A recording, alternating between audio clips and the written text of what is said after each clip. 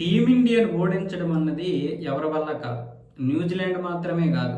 ఇప్పుడు ప్రపంచంలో బెస్ట్ టీములు తీసుకొని అందులో ఒక 11 మందిని అంటే బాగా ఆడుతున్నటువంటి 11 మందిని తీసుకొచ్చి ఒక టీమ్‌గా తయారు చేసిన టీమిండియానైతే ఓడించలేం.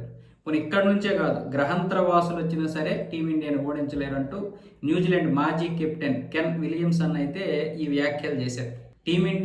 నేనైతే టీమిండియా ఓడిపోవాలనుకోలేదు. న్యూజిలాండ్ గెలవాలనే కోరుకున్నాను. కానీ అది జరగదని నాకు మొదటి నుంచి అర్థమైంది. వాళ్ళ బ్యాటింగ్ చూస్తే విధ్వంసకరమైనటువంటి బ్యాటింగ్ అది. అలాంటి బ్యాటింగ్ నేను ఇప్పటివరకు చూడలేదు. పైగా ఫీల్డింగ్, బౌలింగ్ కూడా నిన్న బాగా కుమ్మేశారు వాళ్ళు. అసలు టీమిండియాలో ఏం తక్కువ ఉంది?